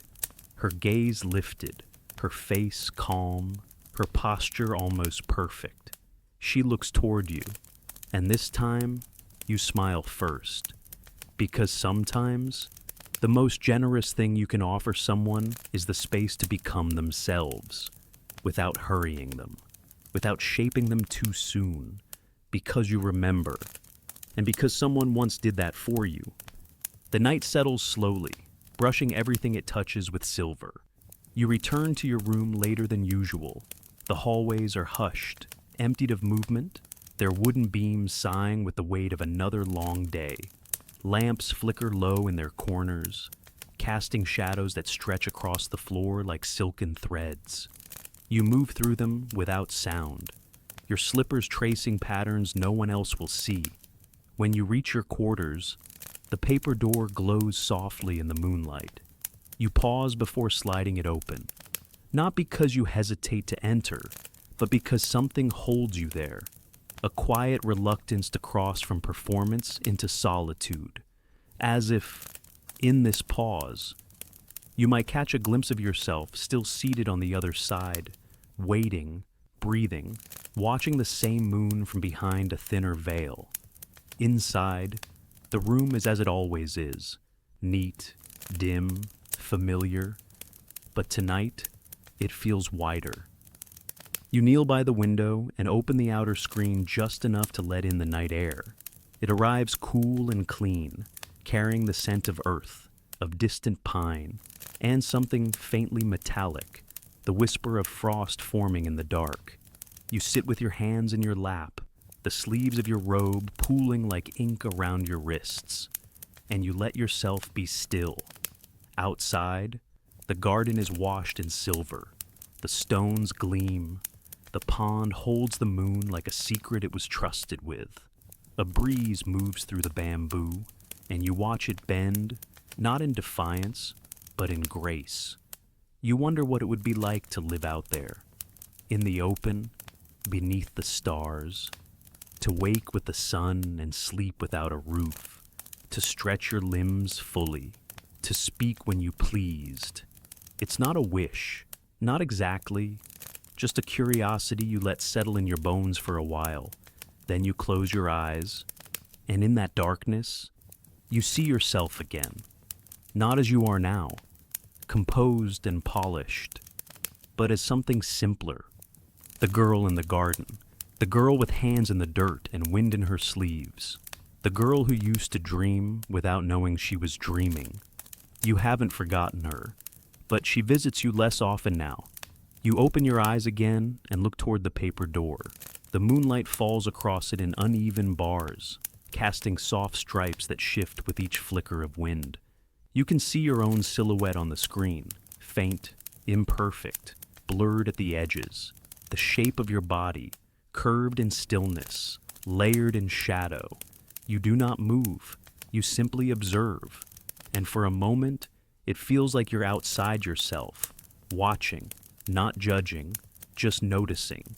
The way you sit, the way your shoulders fall, the way your hands rest, always quietly, always prepared to fold or rise or disappear. You wonder who else has watched you like this. Not the eyes that weigh and measure, not the ones that evaluate, reward, or punish, but the quiet eyes, the ones that wonder. And you wonder, who watches you when you think no one does? Perhaps the walls, as you once thought, perhaps the moon, perhaps the girl in the garden, not the real one, but the one who still lives somewhere inside your breath. You rise slowly and cross the room to your mirror. It's not a grand mirror, just polished bronze set in a wooden frame. It shows enough. You look at yourself. At the painted face that has grown so familiar, you almost forget it's not quite yours. The paint has begun to fade around your eyes. The rouge is softened. The powder no longer conceals the lines near your mouth. You could fix it. You have the tools, the skill, but you don't. Tonight. You want to see the truth, even if only in private. You sit again, facing the door. The moonlight moves, just slightly, like time sliding forward on quiet feet. The room cools. You remember something someone once told you. A visiting scholar who'd been allowed to give a reading one spring. He had looked out at the women gathered, his voice calm and even, and said, "The paper door keeps out the wind, but not the moon." You hadn't understood it then. Not fully, but you do now. Because the door separates you from the world. Yes, it divides what is inside from what is outside. But it doesn't stop you from being seen. It doesn't stop the light from finding you. It doesn't stop the night from folding you into its quiet understanding. There's freedom in that. Not the kind you dream of. Not the kind that changes everything, but the kind that changes something. You breathe in deeply. The scent of camellia oil still lingers faintly in your hair. Your robe rustles softly as you shift. Your hands settle again in your lap, instinctively folding into the posture that's become part of your skin. And still, part of you remains at the window. Part of you watches from behind the screen. Part of you is the moonlight. And part of you is the paper. Not all of you belongs here. But enough. Enough to keep sitting. Enough to keep listening. Enough to let the night pass through you without resistance. And enough to stay. Just a little longer. The next morning arrives not with sunlight, but with murmurs. You hear them before you even sit up. Voices just outside your door, low and hushed, skimming along the corridor like threads unraveling in the dark. The maids, perhaps, or the kitchen girls. Their footsteps are soft, but their words are sharper than they know. Not cruel, not loud, just careless in a way. Only those who believe they are invisible can afford to be. You don't catch full sentences, only pieces. Moved her again. Didn't even give notice. Heard it came from higher up. The rest fades, swallowed by the creak of the floor or the closing of a panel. Still, the tone remains, unease dressed in routine. Your maid enters as always. She bows. She does not mention the whispers. Neither do you. But she is quieter than usual as she lays out your robe and places the small basin of water near your mat. Her eyes flick toward the hallway once. Only once, but it's enough. She heard it. 2. As you cleanse your face, as she brushes your hair, as the oil sinks into your scalp with familiar warmth, something unsettled hovers in the air. Not quite fear, not quite curiosity, a shift, like the ground has tilted a fraction beneath your feet. You've learned not to chase rumors. They rarely lead to anything you want to find. But even so, you listen, because what the servants whisper is often truer than what the officials say aloud. They have no audience to impress, no ranking to protect. Their truths are bent, yes, passed hand to hand like cups of water, some of it spilling along the way, but there's honesty in that spillage. And today, the whispers point to something that moves just beyond your reach. You finish dressing and take your morning tea by the window. The garden below is quiet, but not empty. A few attendants pass through with covered trays. One stops at the bench beneath the plum tree, the place where the older women used to gather, though it sat untouched for days now. You watch as she places a folded cloth on the bench. Something beneath it, small, square, deliberate. She bows to no one in particular, then turns and walks away. The cloth flutters once in the breeze. You don't move, but you mark the moment. Later, you pass two junior women in the hallway. One of them lowers her eyes, the other keeps hers lifted a little too long. Their hair is neatly done, but their sashes are uneven, nervous hands, inexperience showing through the seams. You remember what that felt like, the constant scanning, the worry that every detail might be a test. You nod as you pass them, but say nothing. That, too, is a kind of mercy. In the music room, the instructor is absent. A stand-in arrives, younger, unsure whether to instruct or simply observe. You choose a modest piece to play, one without flourishes, something slow and meditative. The others follow your lead. The strings hum like breath. When the lesson ends, you bow first. The rest follow. And again. The silence that trails behind you feels heavier than it should. Back in your room, your maid brings a message, not a scroll, just a spoken instruction. You are to assist with the afternoon poetry reading. It's not unexpected. You've done it before. Still, the timing feels placed, not casual, not chosen by chance. As she prepares your outer robe, she speaks softly, like folding a corner of cloth. They've moved Lady Hannah to the far wing. You say nothing, but the name coils around your ribs like string. Lady Hannah. You hadn't seen her in days, not since the last gathering, when she poured tea with trembling hands and smiled too brightly at nothing in particular. She was kind, once, quiet, like you, not ambitious, not sharp, but careful, steady, a presence. Now she's been moved, no reason given, just silence where her name used to be. You adjust your sash. It fits a little too tightly today, though you haven't gained weight, just pressure, from somewhere you can't quite name. As you walk toward the main chamber, the corridors feel longer than usual, wider, as if the building is trying to make space for something unspoken. You arrive early, as expected. The scrolls have already been hung. You kneel at your place and prepare the brushes. The others trickle in, some chatting, some quiet. No one mentions Hannah, but everyone knows. During the reading, you find your voice steady. Your hands do not shake. The ink flows clean and dark across the paper as you copy the lines. But part of you drifts, remembering Hannah's laughter on a spring afternoon, the way she used to hum while arranging flowers, the sound of her slippers just ahead of yours down the garden path. Gone. Now. Not from the palace. Just from the room where decisions are made. That's how it happens here.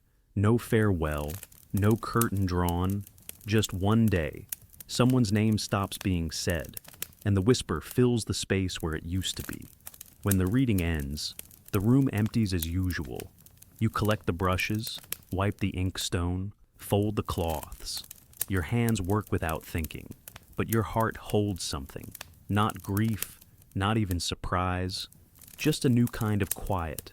One that does not ask questions, but remembers. That night, your maid finds you still awake, sitting beside the lamp with an unopened letter in your hand. One you wrote long ago, addressed to no one, filled with thoughts you never shared. She offers to fold your robe. You let her. And as she turns to go, she pauses, then says, "Lady Hannah left her mirror behind." You nod once, because what the servants whisper isn't always about scandal or drama. Sometimes, it's about absence. Sometimes, It's a reminder that this world you've built yourself into is made of paper and silk, and both can tear without warning. You blow out the lamp, slide beneath the covers, and fall asleep listening to silence, the kind that holds more truth than sound ever could. You hear it from down the corridor before you see them. Laughter, light, high-pitched, perfectly timed.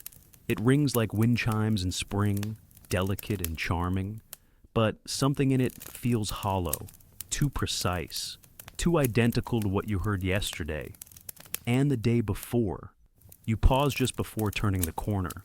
They're gathered near the veranda, 5 of them, sitting in a perfect fan around one lacquered tray, robes bright and sleeves fluttering like wings. Someone must have said something funny, because the laughter swells again, like a bell struck twice. You've laughed like that too. You know the shape of it, the breath just before it starts, too sharp to be natural.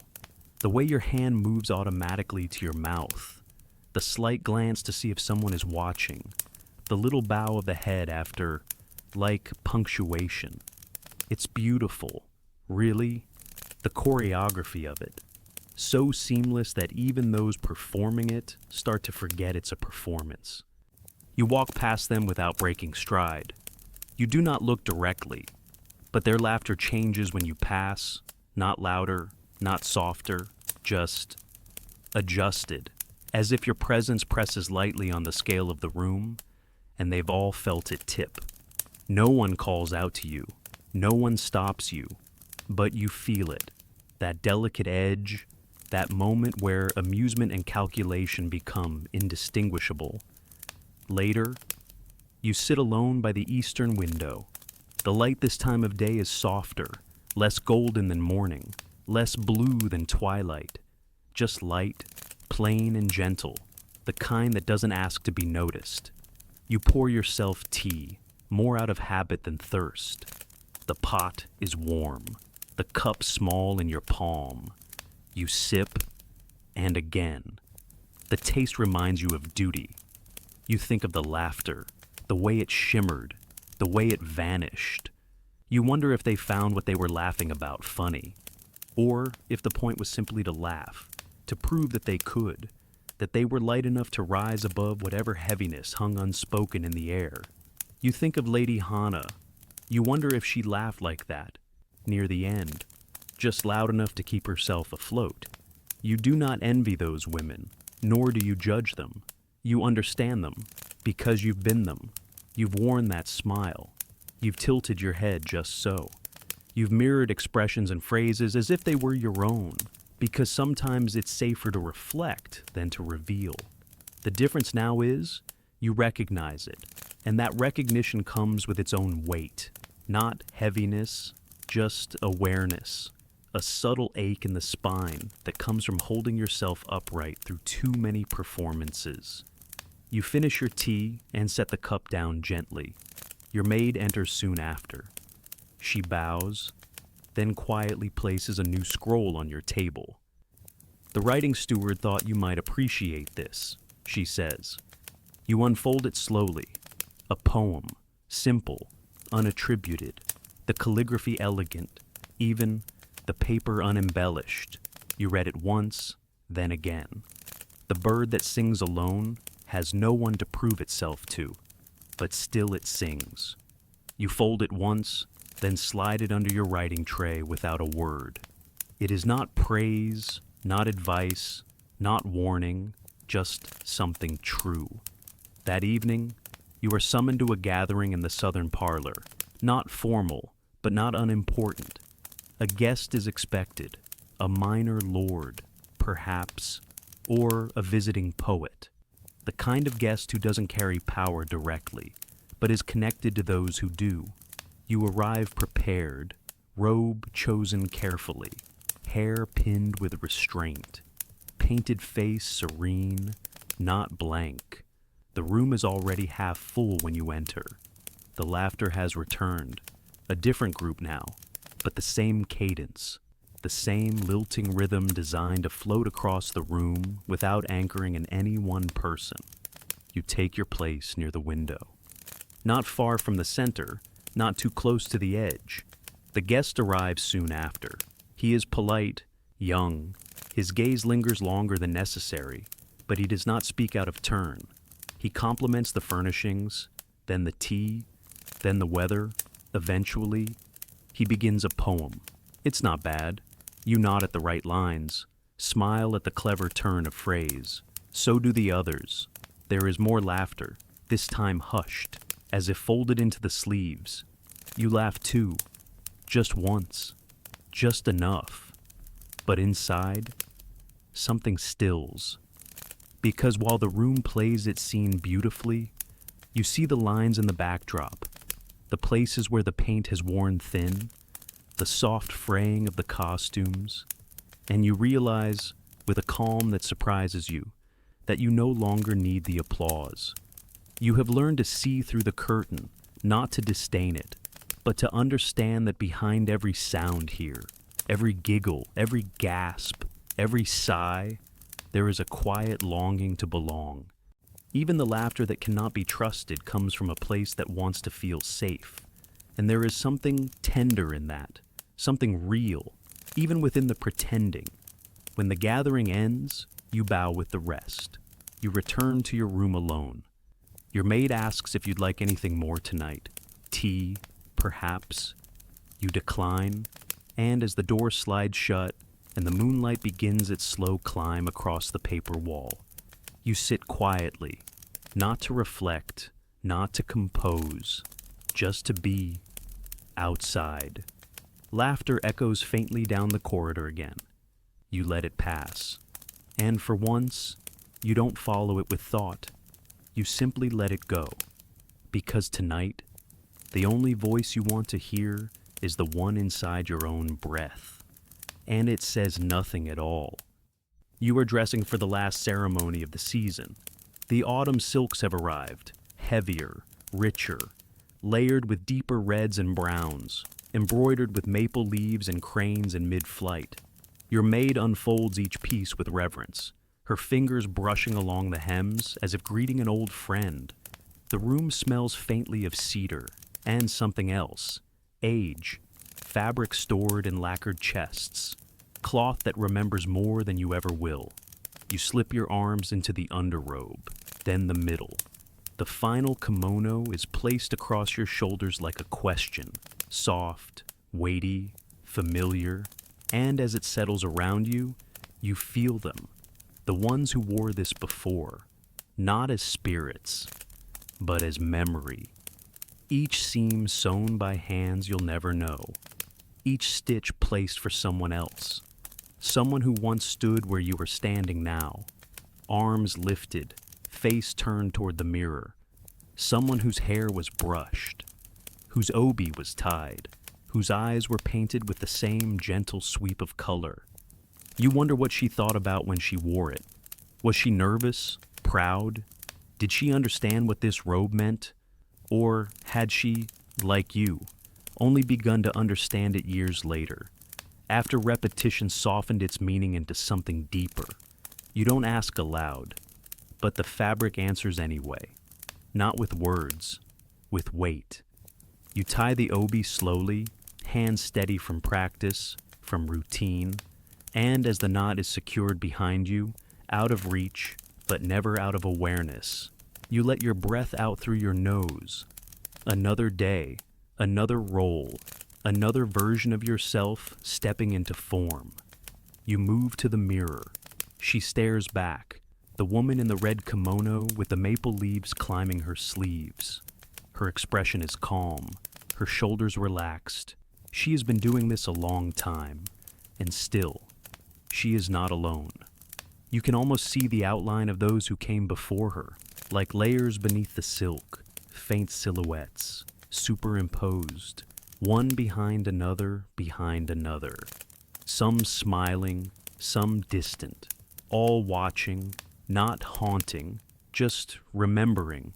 It's strange, isn't it? The way a garment can become a story, not the kind spoken aloud, the kind worn into folds, faded into threads. When you run your fingers along the collar, you feel not only the fabric, but the shape of someone else's hesitation, someone else's grace, someone else's silence. The ghosts here are not angry. They are not tragic. They are women who once lived inside the same stillness you do. They knelt in the same rooms, poured the same tea, sang the same songs, folded the same letters they never sent. They were chosen and then replaced. You've never heard their names. No one writes them down, but you carry them. Even so, in the way you bow, in the way you smooth your sleeves before you speak, in the way you lift a cup, two hands, with eyes gently lowered. They live in the spaces between gestures. And tonight, you feel them more than ever. The ceremony is small, seasonal, a marking of transition, not of events, but of time itself, the end of autumn, the beginning of stillness. You walk the path from your quarters slowly, not with reluctance, but with care. The air is cool against your face, the lamps lining the walkway flicker in their housings, the wind making the flames dance. You do not hurry. The garden is nearly bare now. The last leaves cling stubbornly to branches that have already accepted the change. You admire them, not for their color, but for their choice to stay just a little longer. You understand that feeling. At the hall entrance, you remove your slippers and step onto the smooth wood. Your feet make almost no sound, but still the floor responds. A soft creak, a breath. You enter, inside. The room glows with candlelight in quiet anticipation. A few women are already seated, robes rustling gently as they settle. No one speaks. This is not an evening for words. You kneel, you bow. The poetry begins. One by one, the verses are recited, some read from paper, others from memory. No applause, just nods, just silence, just the warmth of being heard, even if only for a moment. When your turn comes, you rise without drama, you step forward, your sleeves whispering against the floor, and you unfold the small paper in your hand. The ink is still fresh. The poem is yours. You do not look at the others as you begin. Your eyes remain on the scroll in front of you, but you feel the room holding you. Not tightly, not expectantly, just holding, and your voice comes, even, measured, soft. The robe remembers the ones who walked before me, and still fits my breath. You bow once, deeply, and return to your seat. No one speaks, but a breath moves through the room, collective, gentle, like wind through a field. Later, when the ceremony ends, you rise again, slowly, each movement careful, not from fatigue, but from knowing this night may not return. You walk back to your quarters alone. The lamps have been extinguished. Only the moon remains, high and pale, resting above the rooftops like a distant lantern left on for someone still out walking. Inside, your maid helps you out of the robe. Her hands are practiced, respectful. She does not rush. When she folds the fabric, she pauses, just for a second, her fingers brushing the embroidered maple leaves. Then she places it in the chest. And you wonder, not sadly, not longingly, who will wear it next? Who will feel the thread of your breath woven among the others? And who, in some far and quiet season, will sit by a window and wonder about the ghost who once lived in the sleeves?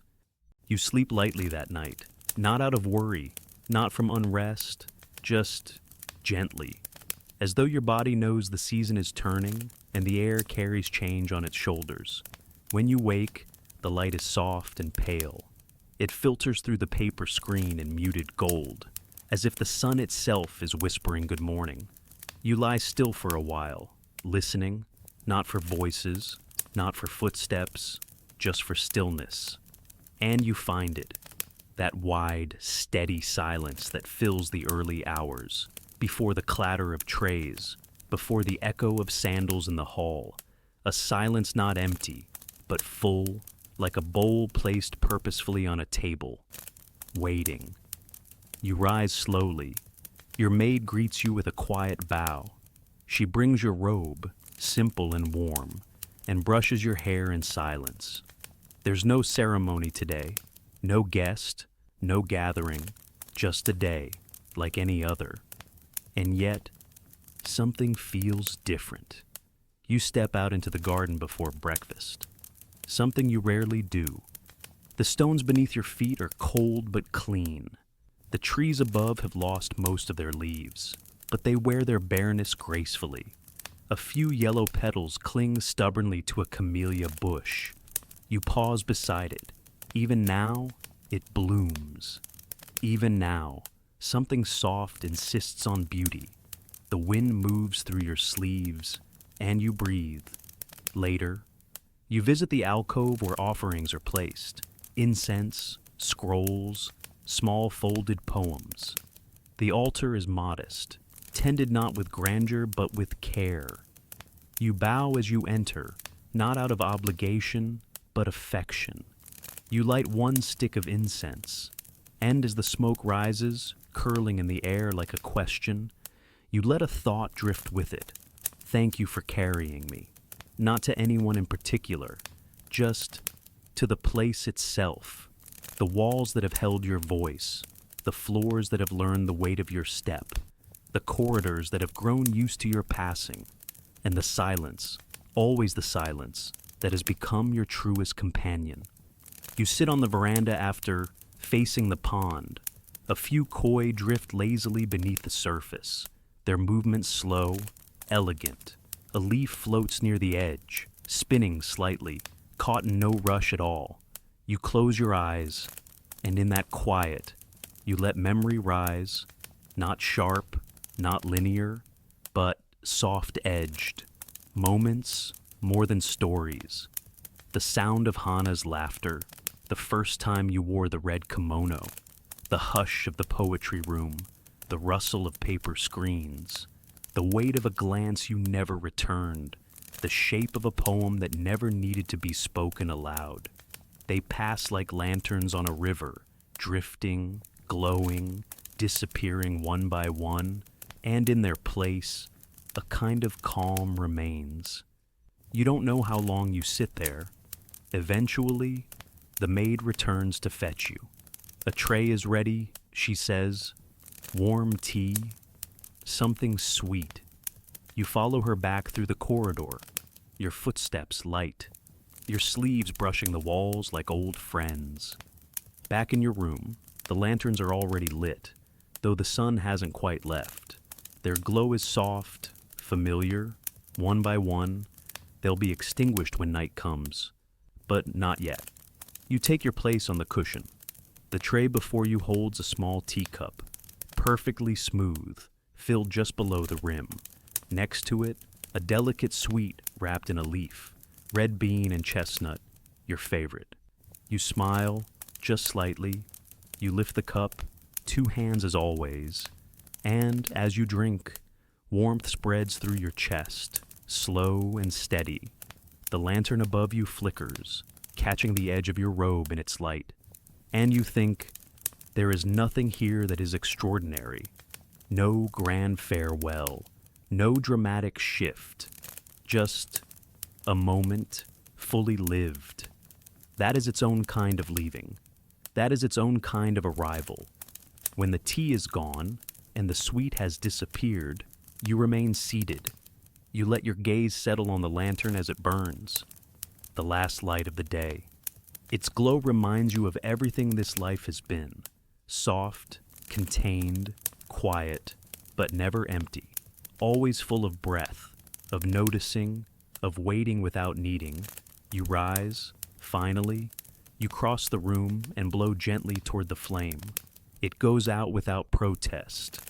And in the silence that follows, you feel not an ending, but a return to yourself, to the you who once sat beneath plum blossoms and listened to laughter she did not yet understand, to the you who traced poems in the air, to the you who, in the stillness, discovered she was more than just a name called in service.